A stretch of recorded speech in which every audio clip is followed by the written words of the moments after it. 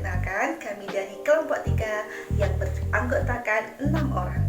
Dengan saya sendiri Azam, kemudian ada Bella, Era, Septi, Hanisah, dan Dana. Baiklah teman-teman, di sini kami akan mempresentasikan mengenai pembelajaran berdiferensiasi. Apakah teman-teman tahu apa itu pembelajaran berdiferensiasi? Ya, benar. Pembelajaran berdiferensiasi adalah pembelajaran yang memberikan keleluasaan kepada peserta didik untuk mengembangkan potensi yang dimilikinya sesuai dengan minat, bakat, dan profil yang terdapat pada masing-masing peserta didik tersebut. Pembelajaran berdiferensiasi sendiri berangkat dari munculnya kesadaran bahwasannya setiap individu, setiap peserta didik dilahirkan dalam kondisi yang unik dengan keadaan yang sangat beragam.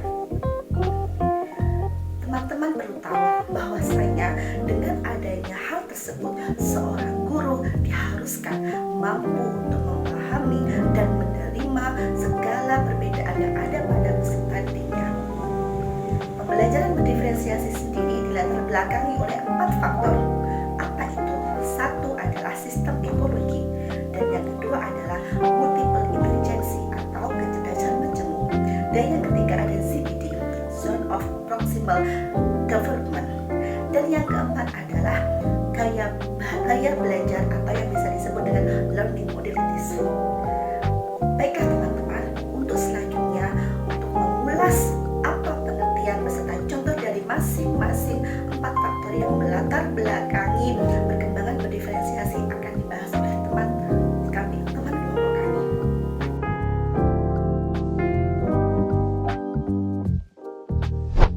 Nah, sekarang saya akan menjelaskan tentang teori ekologi dan contoh keragaman anak di kelas. Urin Bronfenbrenner merupakan ahli yang mengemukakan teori sistem mengenai ekologi yang menjelaskan perkembangan individu dalam interaksinya dengan lingkungan di luar dirinya yang terus-menerus mempengaruhi segala aspek perkembangan. Teori ini dibagi menjadi 5 sistem. Yang pertama, mikrosistem. Mikrosistem adalah kondisi yang melatar belakangi anak hidup dan berinteraksi dengan orang lain dan institusi yang paling dekat dengan kehidupannya. Contohnya seperti orang tua. Yang kedua, mesosistem. Mesosistem adalah hubungan antara dalam mikrosistem.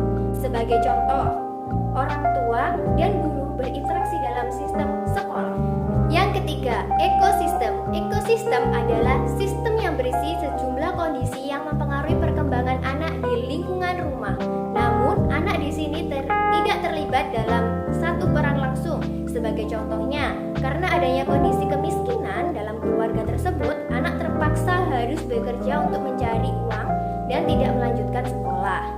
Yang keempat, makrosistem. Makrosistem adalah sistem yang mengelilingi mikro, meso, dan ekosistem dan mempresentasikan nilai-nilai ideologi, hukum masyarakat, dan budaya politik.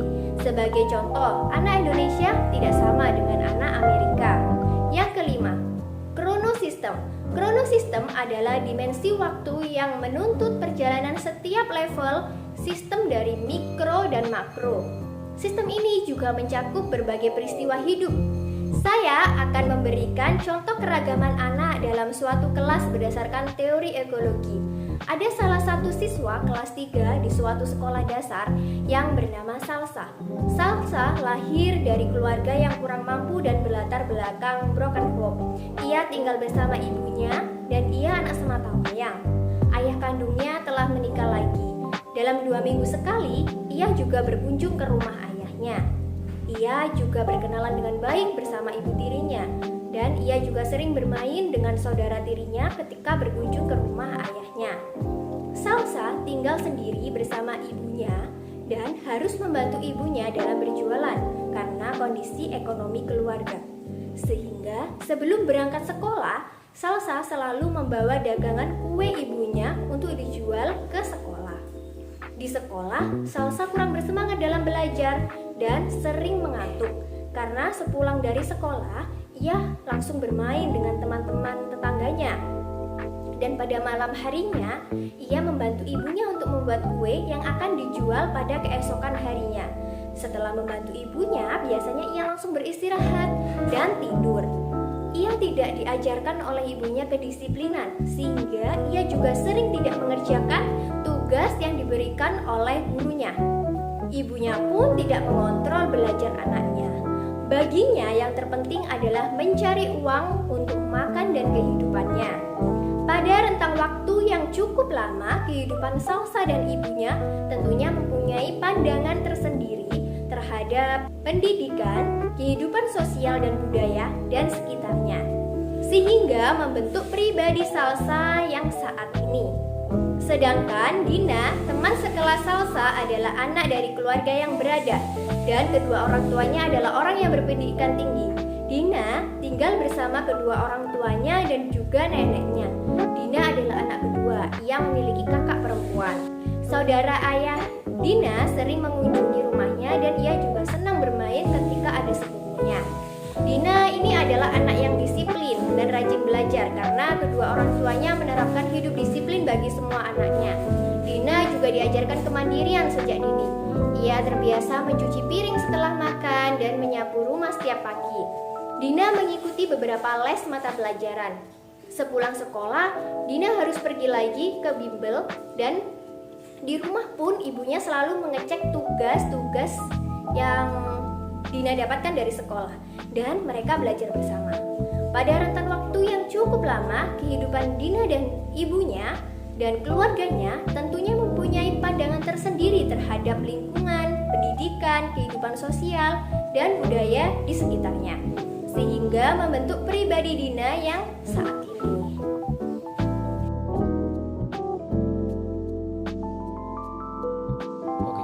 Kali ini saya akan menjelaskan tentang teori multiple intelligence. Menurut Gardner, beliau adalah seorang psikolog dan profesor pendidikan dari Harvard University, mengemukakan bahwa intelijensi merupakan kemampuan untuk memecahkan persoalan dan menghasilkan produk dalam suatu setting yang bermacam-macam dan dalam situasi yang nyata. Intelijensi memuat kemampuan seseorang untuk memecahkan persoalan yang nyata dan dalam situasi yang bermacam-macam. Potensi kecerdasan dibagi menjadi 8 jenis. Yang pertama, kecerdasan verbal linguistik, yaitu kemampuan berbahasa seperti membaca, menulis, berbicara, memahami urutan makna dari kata, serta menggunakan bahasa yang benar. Yang kedua, kecerdasan logis matematis merupakan kecerdasan dalam mengolah angka, matematika, dan logika untuk menemukan serta memahami berbagai pola. Yang ketiga, kecerdasan spasial visual. Kecerdasan ini merupakan kemampuan pada bidang ruang dan gambar. Individu yang memiliki kecerdasan ini memiliki imajinasi dan senang dengan bentuk gambar, pola, serta desain gambar. Kemudian yang keempat, kecerdasan kinestetik jasmani. Individu yang memiliki kecerdasan ini memiliki kemampuan dalam mengkoordinasikan anggota tubuh dan keseimbangannya. Mereka suka dengan berbagai aktivitas fisik seperti berolahraga. Mereka juga mungkin merasa sulit ketika harus duduk diam di dalam kelas dalam waktu yang lama dan menjadi cepat bosan. Kemudian yang kelima, kecerdasan musikal. Kecerdasan musikal yaitu mampu memahami dan membuat melodi, irama, nada, vibrasi suara, dan ketukan menjadi sebuah musik. Yang keenam, kecerdasan intrapersonal, yaitu kemampuan anak untuk memahami emosinya dan dapat memotivasi dirinya sendiri serta percaya diri. Anak yang memiliki kecerdasan intrapersonal juga dapat berpikir positif, mandiri, dan sangat fasih dalam merefleksikan dirinya. Yang ketujuh, kecerdasan interpersonal, yaitu kemampuan untuk bermasyarakat serta memahami dan berinteraksi dengan orang lain serta lingkungannya.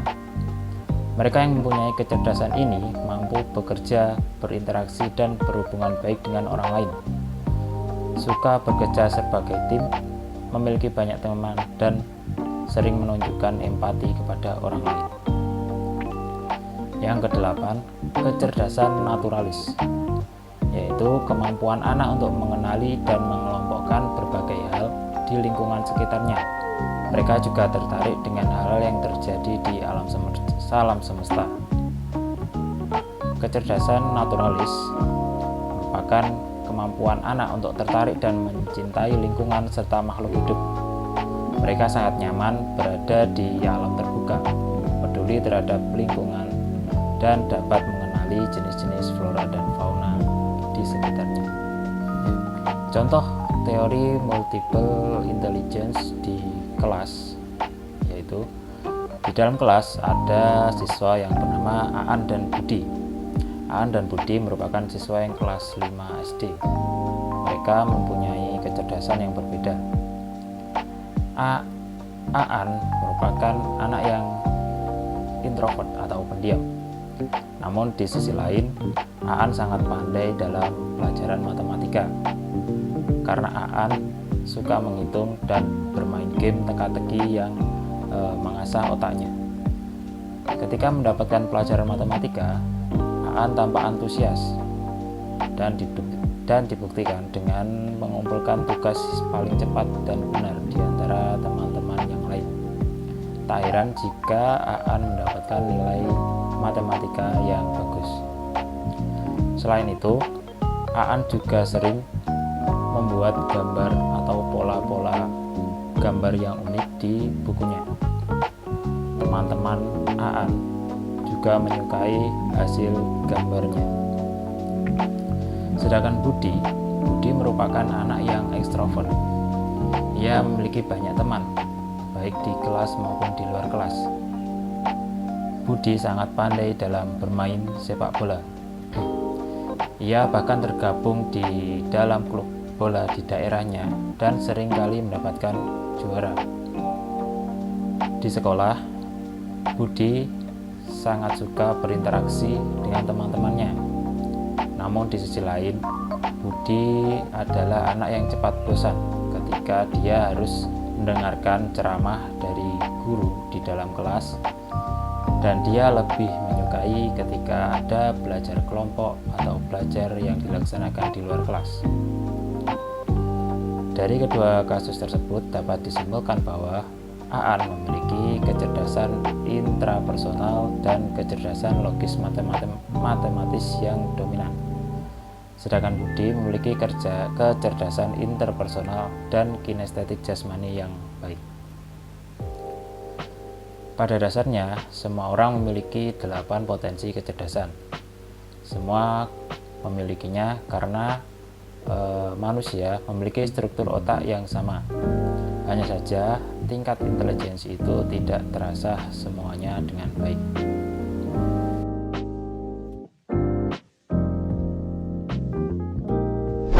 Sekarang mari kita bahas Zone of Proximal Development atau ZPD. ZPD adalah zona antara tingkat perkembangan aktual dan tingkat perkembangan potensial. Tingkat perkembangan aktual tampak dari kemampuan anak menyelesaikan tugas-tugas secara mandiri. Sedangkan tingkat perkembangan potensial tampak dari kemampuan anak menyelesaikan tugas atau memecahkan masalahnya dengan bantuan orang dewasa. Mari kita ketahui lebih dalam contoh keragaman anak berdasarkan teori ZPD. Bulia merupakan guru kelas 2 SD. Di kelas Bulia terdapat 30 peserta didik.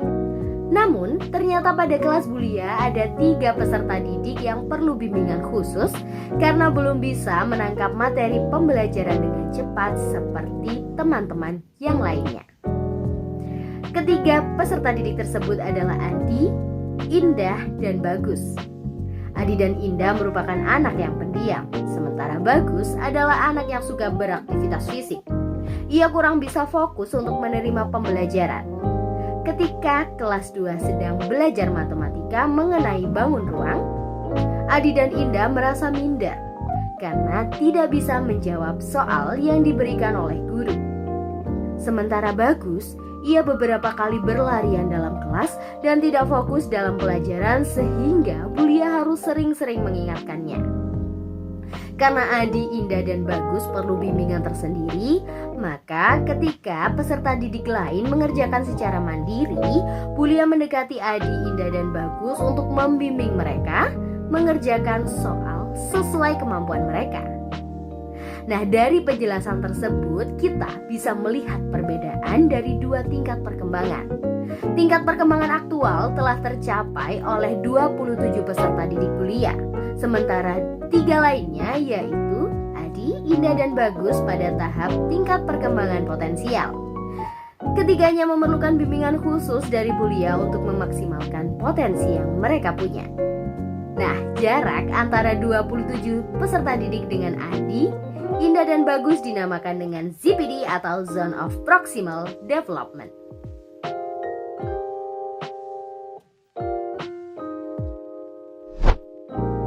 Saya akan menjelaskan mengenai teori yang keempat. Teori yang keempat adalah teori learning modalities atau teori gaya belajar. Teori ini menjelaskan mengenai kebiasaan belajar di mana seseorang merasa paling efektif dan efisien dalam menerima, memproses, menyimpan, dan mengeluarkan sesuatu yang ia pelajari. Teori gaya belajar ini atau biasa dikenal sebagai VIK atau Visual, Auditory, dan Kinestetik. Gaya belajar peserta didik dengan tipe visual cenderung lebih mudah menerima informasi melalui gambar. Gaya belajar peserta didik dengan tipe auditori cenderung lebih nyaman menerima informasi melalui suara atau mendengarkan. Sedangkan gaya belajar peserta didik dengan tipe kinestetik cenderung akan lebih mudah menerima informasi melalui aktivitas yang ia lakukan atau melalui aktivitas nyata. Sebagai contoh, di sebuah sekolah di Kota Malang, siswa kelas 1 terdiri dari beberapa siswa dengan tipe gaya belajar yang berbeda-beda. Ana lebih suka belajar dengan mengamati, membaca buku, serta memperhatikan sikap dan gerakan guru yang sedang mengajar. Berarti Ana termasuk tipe gaya belajar visual. Di sisi lain, Budi lebih suka belajar dengan mendengarkan penjelasan guru atau mendengarkan materi melalui video. Berarti Budi termasuk anak dengan tipe gaya belajar auditori. Sedangkan Firman lebih suka belajar dengan menggunakan objek nyata. Dia lebih suka belajar menggunakan metode permainan atau aktivitas fisik. Berarti Firman termasuk peserta didik dengan gaya belajar kinestetik. Demikian penjelasan saya mengenai teori learning modality atau teori gaya belajar. Setiap anak dilahirkan secara unik dan memiliki keragaman masing-masing.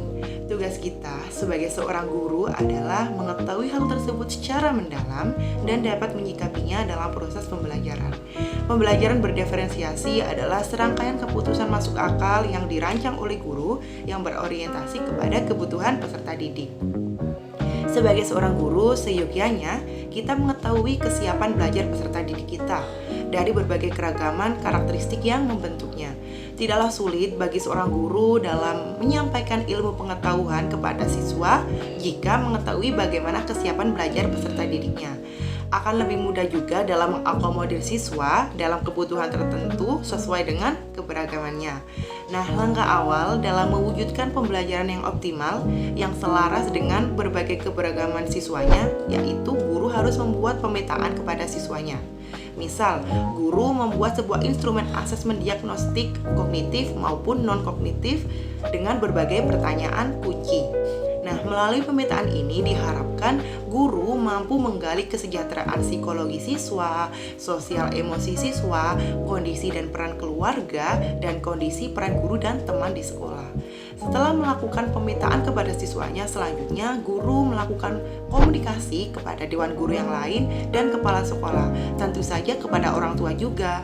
Nah, hal ini akan meminimalisir loss learning dan tetap menjaga kodrat setiap manusia akan dilahirkan berbeda dan setiap manusia juga harus menghargainya. Pernyataan ini sesuai dengan quotes dari Bapak Pendidikan Nasional kita, yaitu Ki Hajar Dewantara, yang berbunyi, anak-anak hidup dan tumbuh sesuai dengan kodratnya sendiri.